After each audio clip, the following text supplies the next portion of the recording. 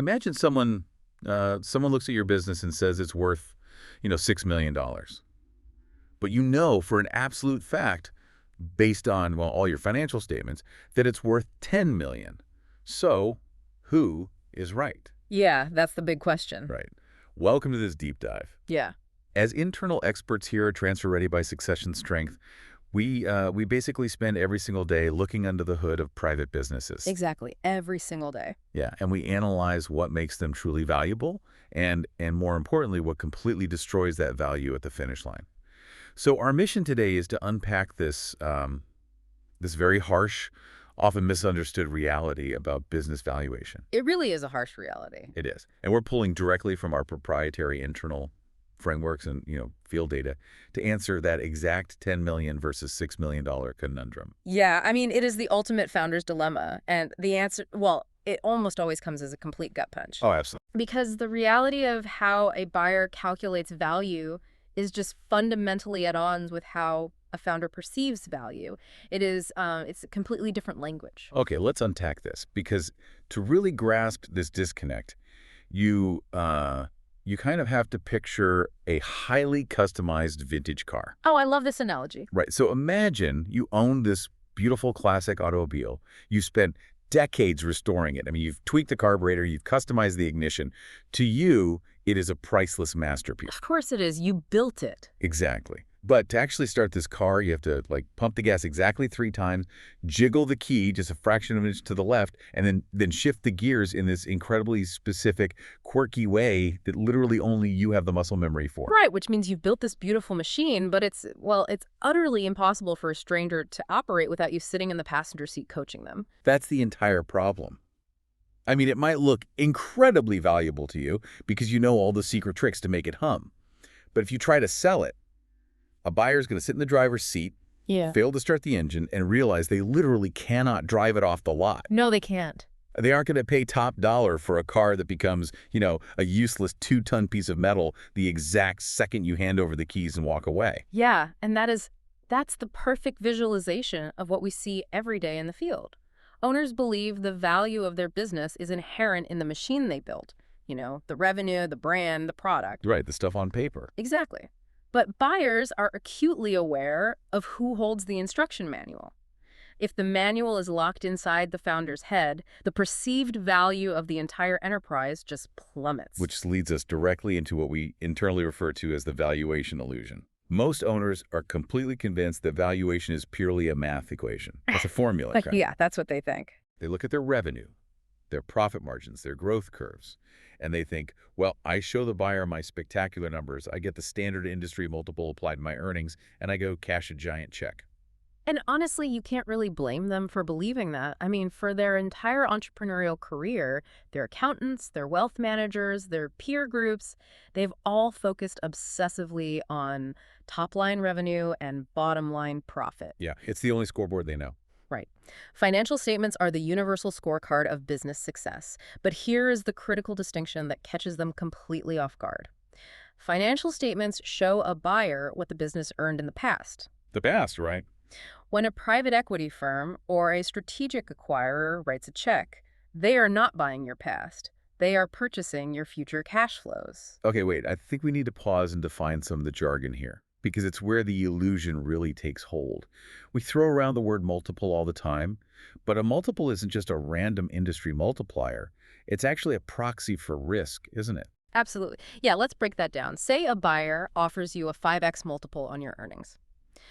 What they are essentially saying is, well, based on the risk profile of this business, I am willing to wait 5 years to earn my initial investment back. Okay, makes sense. Right. And if they offer an 8x multiple, they feel incredibly secure. They are willing to wait 8 years because they believe those future cash flows are rock solid. But, and this is the big, but if those future cash flows depend entirely on you, the current owner, continuing to run the machine, the buyer sees a massive glaring risk. Because the moment the sale closes and you head off to the golf course, the revenue engine stalls. Exactly. What's fascinating here is how quickly a sophisticated buyer can spot the difference between a standalone commercial enterprise and what is essentially a highly lucrative job. Oh, wow. Job. Yeah, a job. A business that requires the owner to function on a day-to-day basis is not an asset. It is a job with a valuation multiple attached to it, and buyers severely discount jobs. I imagine a smart buyer doesn't just ask to see the standard operating procedures to figure this out, right? Like, they must have a systematic way of uncovering whether you are the one secretly jiggling the key to start the car, because every founder is going to claim their business runs itself. Oh, they absolutely do have a system. Most owners have only ever experienced financial due diligence, which is basically, an army of accountants verifying that your past math is correct. Right. But buyers also conduct operational due diligence. This is where they verify the reality of the business operations without the owner in the room. They measure owner dependency against 4 critical factors. And these are the 4 pillars, right? Yes, we call these the 4 pillars of transferability. They aren't guessing. They are hunting for the gap between what the business looks like on paper and how it actually functions in reality. Okay, let's dig into the mechanics of these pillars, because this is the exact framework every owner needs to understand before a buyer shows up. For sure. So the first pillar buyers test is leadership independence. This is all about the management team's ability to run things without the owner. But let me push back on this for a second. Sure, go ahead. Doesn't a strong leader need to make the big calls? I mean, founders build these successful companies precisely because they have great instincts and they drive the ship. Why is that suddenly a bad thing? It is exactly what is needed in the early and growth stages of a company. I mean, entrepreneurial force of will gets a business off the ground. Right. But we are talking about transferability here, the transition into a mature asset. If a buyer comes in and starts interviewing the management team and they realize these executives act more like, highly paid assistants who just execute the founder's brilliant ideas, the buyer pulls back. So how do they actually test that during due diligence? Do they just ask the management team, hey, does the boss micromanage you? No. They look at the mechanics of decision-making. They look at who holds the P&L, the profit and loss responsibility. Yeah, if your VP of sales or director of operations manages a team, but they don't have the actual budgetary authority to spend money or take a financial risk or hire and fire without your signature, they aren't truly leading. That makes a lot of sense. A truly valuable management team must be tested with real authority. Buyers will ask the leadership team to explain the strategic vision or the rationale behind a recent pivot without the owner in the room. And if the team freezes or says, you'd have to ask the founder, the buyer knows the business will stall the moment the owner leaves. And if the business stalls, the future cash flow is threatened, which leads right into the next major threat, the clients. Let's say your management team is solid. The buyer then moves to the second pillar, which is client institutionalization. And I know from our field data, this one is deeply personal for founders. Oh, it really is, because it challenges their ego. Client institutionalization asks, do your key clients have relationships with the corporate brand, or do they have a relationship with you personally? Buyers look very closely at client concentration. Right. So think about your own top client for a second if you're listening to this. If they have an absolute hair-on-fire emergency at 8 p.m. on a Friday, whose cell phone rings? Yeah, exactly. If they bypass your customer service team, bypass your account managers, and call you directly yet, you don't have a transferable asset. You have a personal services firm. And buyers uncover this easily. They look at email metadata. They see who is CC'd on the most important client communications. They might even request to do brief interviews with your top 5 clients. Wait, really? They interview the clients? Oh, yeah. And if during those interviews the client constantly praises the founder but doesn't even know the name of their actual account manager, the buyer models that client as a massive flight risk. Okay. And a high flight risk means the future revenue from that client is effectively modeled at 0 in the buyer's spreadsheet. Ouch.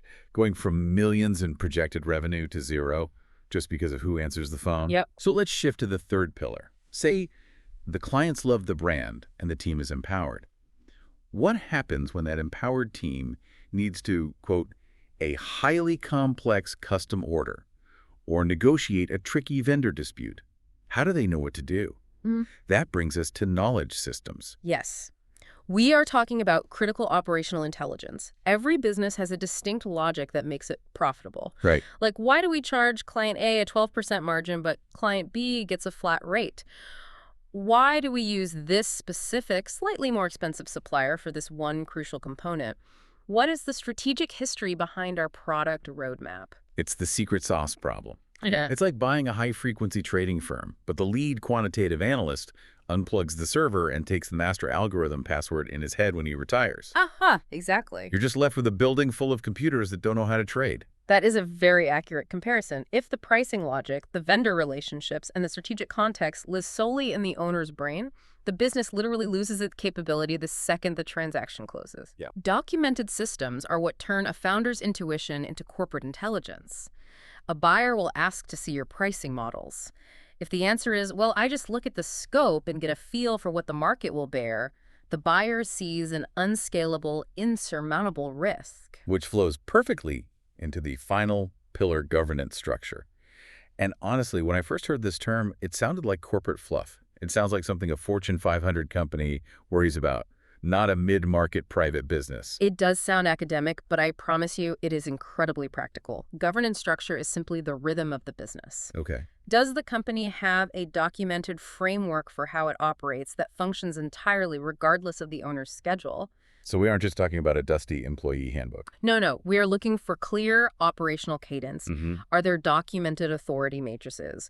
Are there regular, structured executive meetings that happen even if the owner is on a 2-week vacation in Italy? Is there a strategic planning process that involves the whole executive team, or does the founder just, announce the annual goals in January?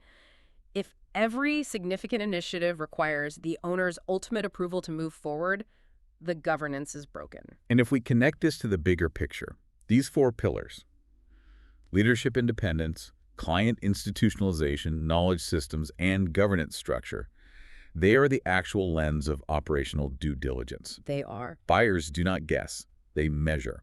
And to prove just how tangible and financially devastating feeling these pillars can be, we have to talk about a specific case study from our data. Yes, the software company owner. It is the perfect, albeit very painful, illustration of the catastrophic cost of ignoring operational readiness until you are at the negotiation table. Here's where it gets really interesting, and frankly, it's a tragedy. So we have this founder who built a fantastic B2B software company. He was generating $5 million in EBITDA. Which is huge. Yeah. And again, just to be crystal clear, EBITDA stands for earnings before interest, taxes, depreciation, and amortization. It is essentially the pure, raw operational cash flow the business throws off. $5 million of it. A phenomenal achievement. And in his specific tech niche, he assumed a standard 8x multiple was completely fair. So he does the simple math on his calculator. $5 million in pure cash flow times an 8 multiple, he expects a $40 million valuation. Naturally. He is mentally already checked out. He's browsing Zillow for the beach house. He's talking to wealth managers about trust funds for his kids. He feels like he's won the game. And it is a perfectly logical assumption if you are trapped in the valuation illusion. On paper, based purely on past financials, it was a $40 million asset. Right. He goes to market, a strategic buyer is highly interested, and they bring a $40 million offer to the table. They sign the letter of intent. But then the buyer starts their due diligence process. And as we discussed, they don't just audit the tax returns. They start lifting up the floorboards on the operations. They start looking at those 4 pillars. And what they found underneath was essentially a one-man show masquerading as a mid-market enterprise. Let's map what the buyer uncovered directly back to our framework. Okay, so first, they looked at client institutionalization. The buyer's integration team discovered that the founder personally managed all the relationship check-ins with their top 3 enterprise customers. Oh, no. Yeah. Those 3 customers accounted for nearly 40% of their recurring revenue. The clients didn't care about the software company. They cared about the founder, making sure their bugs were fixed. Total flight risk. Then they look at leadership independence. The management team was incredibly loyal and competent, but the buyer realized they had 0 actual P&L authority. None. They couldn't authorize a new hire or approve a marketing spend over $5,000 without the founder signing off.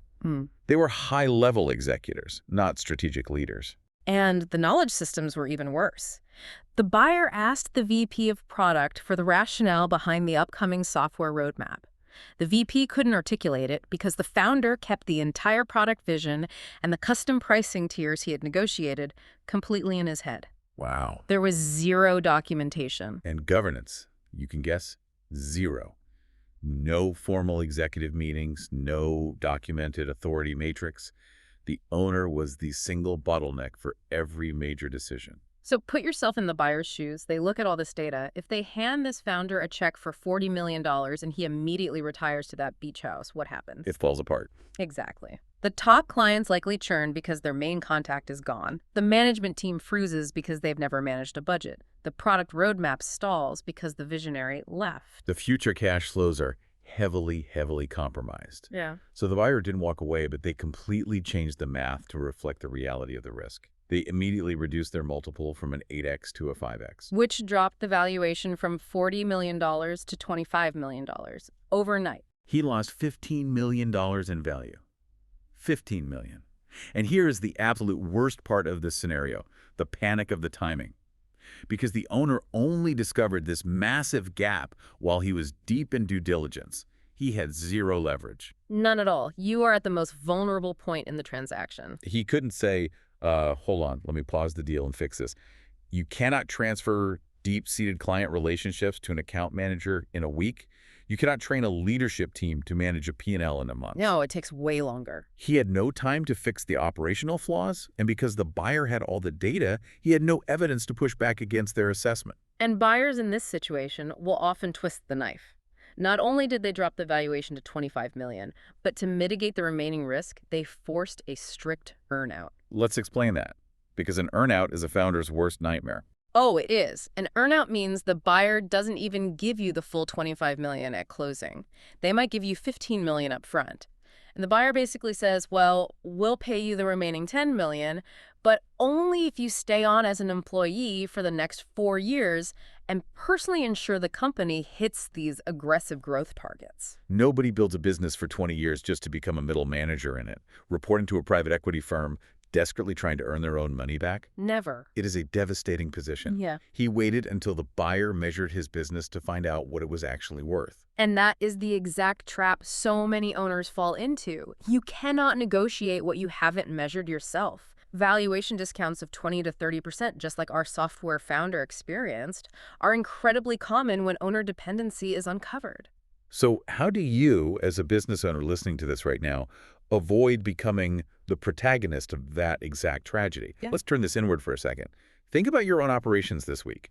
Ask yourself these diagnostic questions, and you have to be brutally honest with yourself. Very honest. Could your business survive and actually maintain its current revenue trajectory if you completely unplugged and left the grid for 90 days? That 90-day window is the ultimate stress test. No email check-ins, no quick calls on a Tuesday. Nothing. What about your clients? Think about your top 3 customers. Are they legally and emotionally contracted to the corporate entity? Or are they really just doing business with you personally? Yeah. Is your critical decision-making logic, how you price, who you buy from documented, or is it just a gut feeling you've honed over a decade? Look at your management team. Do they make significant financial decisions without needing your final stamp of approval? If you cannot confidently, with evidence, say yes to those questions, your business is not transferable at full value. A buyer will absolutely see the gap, and they will price that risk directly into their offer. So what is the solution? If looking at your bank account and your profit margins doesn't tell the whole story, how do you get the real picture of your transferability before a buyer starts lifting your floorboards? You have to measure it yourself, proactively, using the exact same frameworks buyers use. That is why we utilize the Business Transition Readiness Assessment. It strips the emotion and the guesswork out of the equation. Right. It evaluates your business against those specific operational dimensions, leadership, clients, knowledge, and governance that determine what a sophisticated buyer will actually pay. It tells you what your business is worth based on transferability, not just past performance. But let's talk about the timing of this, because that seems to be the crucial variable. Yeah. You can't just take this assessment a month before you hire a broker and want to sell. No, absolutely not. That was the software owner's fatal mistake. We strongly advise that this assessment must be done 12 to 24 months before you plan to go to market or initiate a transition. Why that specific 12 to 24-month window? Like, why does it take so long? Because closing operational gaps requires profound behavioral change, and that just takes time. If the assessment reveals your management team lacks financial authority, you can't just hand them a budget tomorrow. No, they fail. Exactly. You need time to train them, let them make small mistakes, coach them, and let them prove they can manage the P&L over several quarters. If your clients are tied to you, it takes a year or more of careful, deliberate introductions, slowly stepping back to transfer that deep trust to an account executive without causing panic. That makes total sense. Documenting years of institutional knowledge takes months of diligent extraction. Measuring early gives you the runway to build the bridge.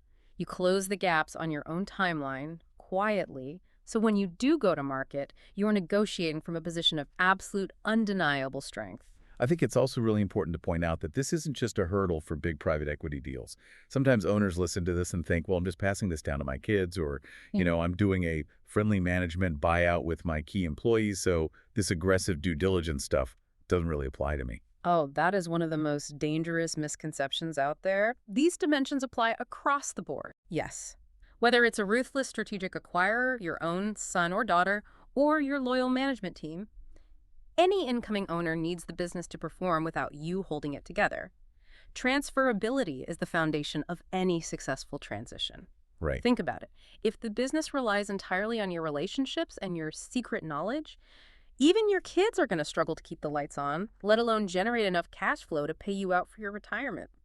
So, synthesizing this entire journey, we start with the deeply held illusion that high revenue and great profit margins automatically equal a massive valuation check. But as we've unpacked today, buyers are looking at the future.